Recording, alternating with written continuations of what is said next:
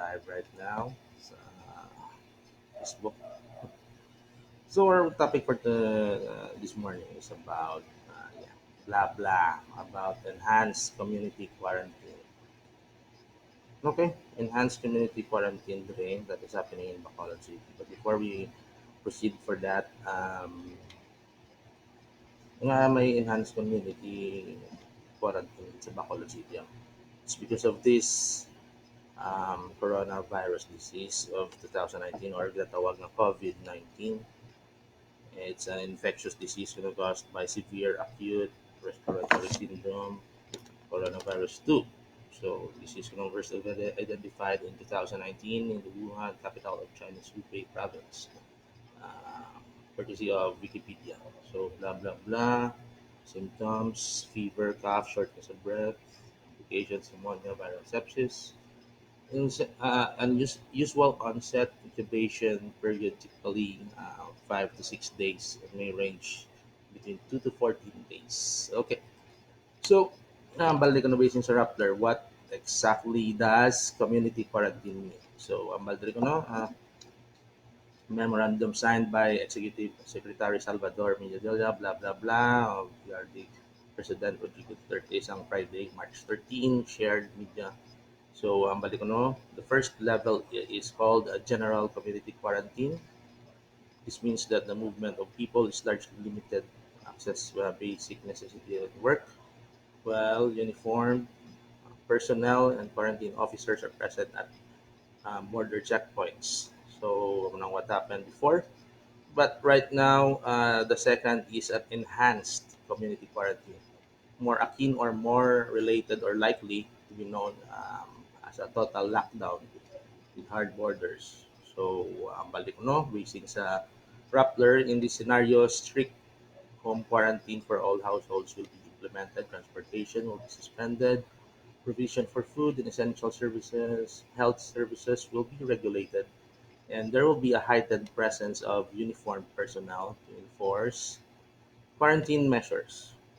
Okay, that's it. So let's go to sunstar.com.ph. So, Baldericono, on March 28, 2020, Bacolod City Mayor Vilio Linardia on Friday, March 27, issued Executive Order or EO number 26 series of 2020, placing the city of Bacolod under enhanced community quarantine starting from March 30 to April 14, 2020. Sige. Blah, blah, blah, blah, blah, blah. And strict home quarantine will be imposed. Respective barangays will issue one home quarantine pass to a member of a family committed age restriction of 18 years old and above. So basically, rinig ha, yung home quarantine, it's reversed. So, nga rin diya, yung Valdria 18 to 59 years old now. So, ang HQP or the home quarantine pass will serve as access to basic needs of the household in purchasing, obtaining the provision of food, health, and other essential commodities. So, basically, ang Valderico, no, the enhanced community quarantine period will begin from March 30 at 12:01 in the morning a.m. until April 14 at 11:59 p.m. Unless, okay, sadya pa rin, unless extended or shortened. So, mayroong shortened upon recommendation of the Bacolod City um, yeah, dula ko. Basta mo na, unless ko no, shortened sa, depende sa recommendations ng Bacolod City interagency ko. Okay, so let's go to philstar.com. So, are they going to list of do's and don'ts during the enhanced community quarantine sa Luzon siya. Pero may probability nga maparigas lang gyapon sa diri sa Bacolod City. So this was posted sa Philstar on March 18, 2020. So let's go to do's and don'ts. Do's. Everyone must stay at home. Bali sa don'ts naman yan, no classes at all levels, no reporting for work in government and private sector except for some exemptions. So ang purpose ko no, is to contain the spread of the virus, prevent the virus from transferring from one place to another through a mobile host carrier, uh, who may go out of their homes. Thus, only one person per household would be allowed to buy or access basic necessities. Barangay captains to check compliance, and employees of establishments involved in the production, processing, and distribution of basic necessities. So, kita sila. So, food, supermarkets, groceries, convenience stores, wet markets, pharmacies, drugstores, banks, or remittance centers. So, depende man nagyapon. So, amo niya ang basing sa Luzon. So, PNP, AFP, and other uniformed personnel. So, pwede sila kagwas balay na. And personnel involved in health work, border control, emergency, and other mission critical services. Media with authorization from PCOO. So, sa President. Sa don'ts, those who are at high risk of infection should not go out. So, senior, 60 years old and above, those with pre-existing medical condition with CVD or cardiovascular disease, hypertension or high blood, diabetes, COPD, chronic obstructive pulmonary disease, ito sa more on sa lungs na sa cancer and others, and pregnant women. Okay. So, basic do's and don'ts. What other establishments are open? So, ang mga abre ko no is are open. All basic utilities should continue to operate. Water, electricity, internet, telecommunications. Other critical services should remain open. So, ang critical services, garbage collection, funeral and interment services, gasoline stations, so dapat open sila. Capital market, um, capital market o public market yun sila sa Luzon, March 18. Business process outsourcing or BPO.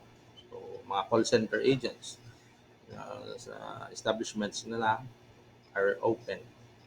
So, and export-oriented establishments, as long as they are provided temporary housing, dapat temporary housing, sheltered by the companies. Don'ts. So, hindi open, hindi pwede maging open is casinos, gambling places, including POGOs or Philippine Online Gambling, sa POGOs. Hotels shall not accept any new bookings. So, mass public transportation, blah, blah, blah. So, damo man din actually. And may flow of goods. Those movement of cargo via air, land, and sea shall be unhampered. So, dapat hindi nila that specific.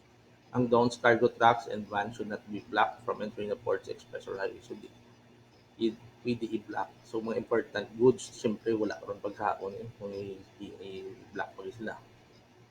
So, basically, what means is Baldring, no quarantine pass, no entry.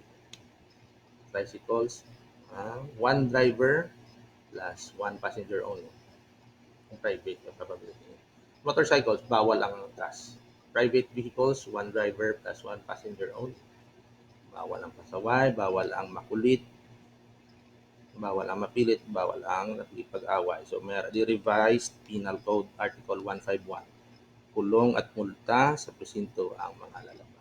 Hashtag Team so, is pinasa. So, under naman niya sa DYHB Digital, ginambal tayo sa Negros Occidental. So, part ng hiyap ng Bacolod City, siyempre. Enhanced Community Quarantine, March 30 to April 14, 2020. Wala biyahe, bus, jeepney, taxi, V-hire vans, tricycle, e-tricycle. So, sarado ang border, ports, airports. Ay, mayroon pa rin ito man. Tag, tricycad.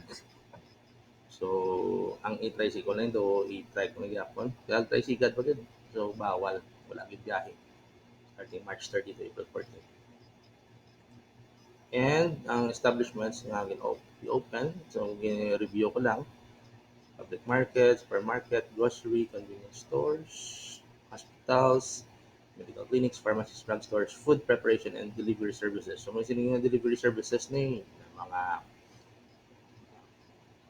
Grab Food, Food Panda, Maid, in Bacolod, water refilling stations, laundry services, dapat open gyapon, manufacturing and processing plants of basic food products and medicines, banks, money transfer services, petroleum, power, energy, water, and telecommunication supplies and facilities. BPO. Sorry, and Sugar Central. So before we end this, blah blah blah. Sorry. Ang balik ko sa Bible. Actually, ara man gid. Isaiah 26 verse 20. So, it can just, yes,